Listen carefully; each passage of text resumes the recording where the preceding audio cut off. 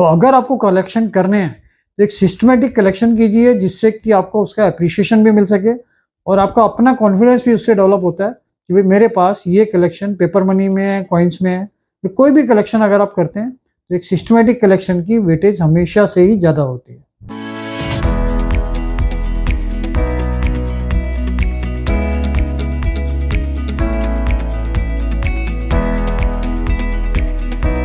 दोस्तों नमस्कार, royal arts and numismatic gallery रंग के यूट्यूब चैनल पर आपका स्वागत है। दोस्तों आज हम बात करेंगे कि बहुत सारे लोग हमारे पास आते हैं या मिलते हैं हमें, या एक नॉर्मल ओपिनियन लोगों का बन गया है कि हमने बहुत बड़ा कलेक्शन किया हुआ है, बहुत टाइम से कलेक्शन कर रहे हैं, या हमारे पास बहुत बड़ा कलेक्शन है। वास्तविकता में वो एज ए कलेक्टर उन्होंने कोई कलेक्शन नहीं किया है। कुछ लोगों की तो मजबूरी है कि उनके पास जब वो यूज़ करते थे उस समय के वो सिक्के और नोट रखे हुए हैं। कुछ लोगों को ऐसा रियलाइज होता था कि भाई ठीक है अब ये चलते ही नहीं है, तो इस वजह से रखे हैं। कलेक्शन करना एक बिल्कुल अलग हॉबी है, और अगर आप एज ए हॉबी उसको करते हैं तो उसका एक क्राइटेरिया बहुत अलग है। बहुत सारे लोगों ने बहुत लंबे टाइम से उनके साथ क्या था कि कोई भी सब्जी वाले ने उनको पैसे दिए, उसमें से कोई सिक्का अलग लगा, उन्होंने डिब्बे में डाल दिया। कोई नोट उनको लगा कि यूनिक नंबर है, वो उन्होंने अलग रख लिया। ये सारी चीज़ें उन्होंने अपनी डे टू डे लाइफ में से जो भी उनको कुछ डिफरेंट लगा उसको उन्होंने कलेक्ट कर लिया। वो उसको कहते हैं कि वो उन्होंने एक बहुत बड़ा कलेक्शन कर लिया। जबकि एक सिस्टमेटिक कलेक्शन एक बिल्कुल अलग चीज़ है। एज ए हॉबी और एक स्मार्ट वर्क जो होता है वो बिल्कुल डिफरेंट होता है हमेशा। तो आप मानकर चलिए कि अगर कोई भी चीज़ आप कलेक्शन करते हैं तो आपके पास ये चीज़ें नहीं होती कि भाई आपने जो चीज़ें रैंडमली आपको मिली या कोई भी चीज़ आपको यूनिक लगी आपने उसको लिया और अपने स्टॉक में रख लिया। आप उनको अगर सिस्टमेटिक वे में अरेंज करते हैं, आप उनको डेकोरेट करते हैं, आपके पास उस हर चीज़ की पूरी डिटेल स्टडी होती है, नॉलेज होती है।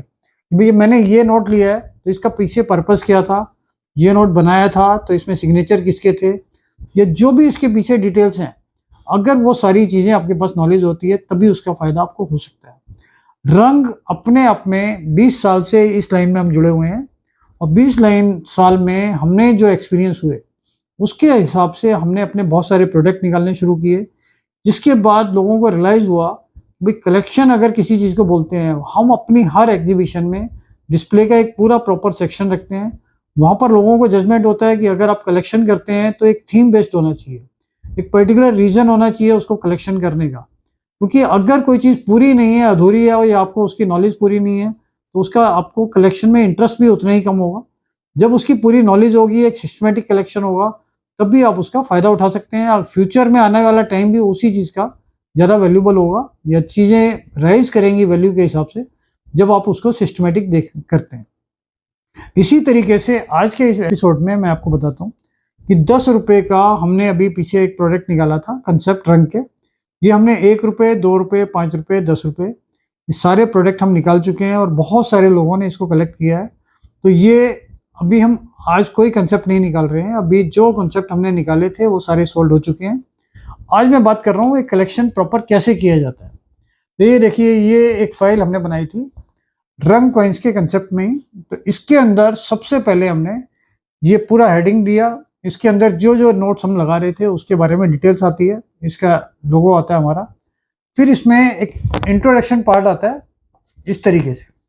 ये जो हम अपने कंसेप्ट में एक अट्रैक्शन के लिए देते हैं 786 का एक कॉमन नोट है, हमारे हिसाब से बहुत रेयर नहीं होता, लेकिन कुछ लोग इसको लकी नंबर भी मानते हैं और हमारी तरफ से ये गिफ्ट होता है।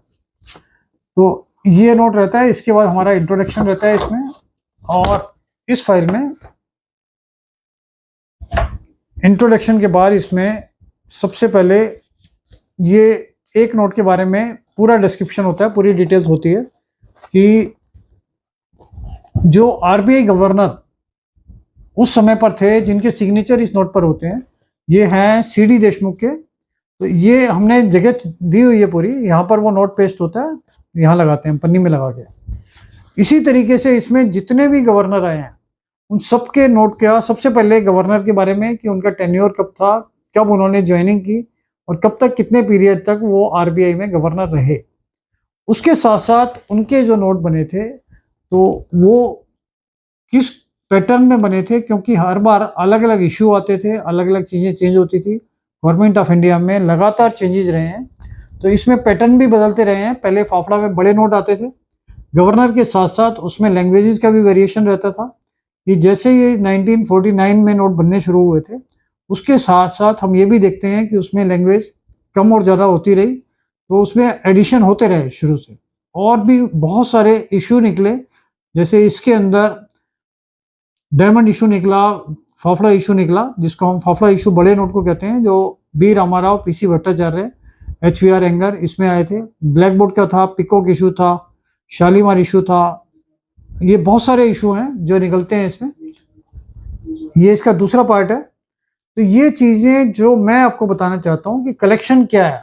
तो अगर ये दो फाइलों में हमने ये नोट लगाए, जो पहले नोट से लेके जो अब चल रहे हैं रनिंग में, ये सारे नोट सिस्टमेटिक पूरी डिटेल्स के साथ जब आप किसी को ये प्रेजेंट करते हो या दिखाते हो या अपना कलेक्शन किसी को दिखाते हो, तो इसकी पोजीशन बिल्कुल डिफरेंट होगी। अगर आपने रैंडमली 10-10 नोट या 20-20 नोट या 50 नोट या 2 गड्डियां या 5 गड्डियां अलग अलग रख ली, तो उसकी कोई वेटेज नहीं मिलती है, उसकी कोई वैल्यू सामने वाले के नज़र में भी नहीं आएगी, और कोई भी ऐसा कलेक्शन देके कोई आपको उतना अप्रिसिएशन नहीं मिलेगा जो इनके साथ मिलेगा कि भाई आपने सिस्टमेटिक एक एक नोट उसकी पूरी डिटेल्स के साथ, कि वो कब बना था, उसका गवर्नर कौन था, उसमें कौन सा इशू निकला था, वो सारी चीज़ें अगर आप बता पाते हो या दिखा पाते हो, तो इससे एक नॉलेज भी जाती है, आगे फॉरवर्ड होती है, किसी को इंटरेस्ट भी आता है और अपने आप में एक यूनिकनेस आती है।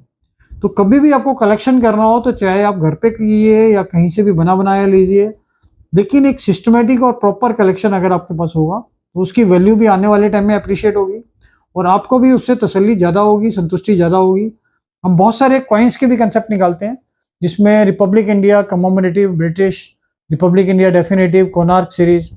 तो जो ब्रिटिश इंडिया और रिपब्लिक इंडिया के हम कॉइन्स निकालते हैं, कंसेप्ट निकालते हैं, उसके अंदर नॉर्मली हम कुछ मिसिंग कॉइन्स छोड़ते हैं। तो उसमें आपको एक इंटरेस्ट आगे भी डेवलप होता है कि अगर हमने ये 250 कॉइन की कोई फाइल ली है, इसमें से 15 मिसिंग है, तो वो हमारे माइंड में रहता है कि ये 15 कॉइन हमें पूरे करने हैं। और सारे कॉइन डेट वाइज एक एक कॉइन अगर लगा होता है तो एक अलग ही इमेज आती है कि भाई आप मेरे पास ये एक सिस्टमेटिक कलेक्शन है।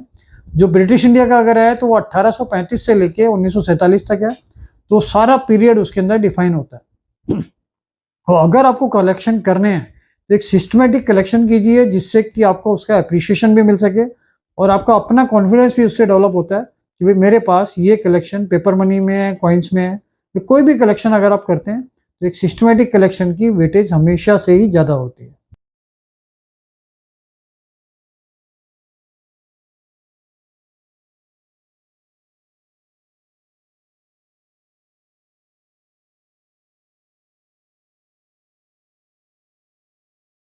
तो इस टाइप की इंफॉर्मेशन आपको अपने यूट्यूब के माध्यम से देते रहेंगे। तो इसको लाइक कीजिए, शेयर कीजिए, सब्सक्राइब कीजिए, जिससे ज़्यादा से ज़्यादा लोग इसका फ़ायदा उठा सकें। Thank you.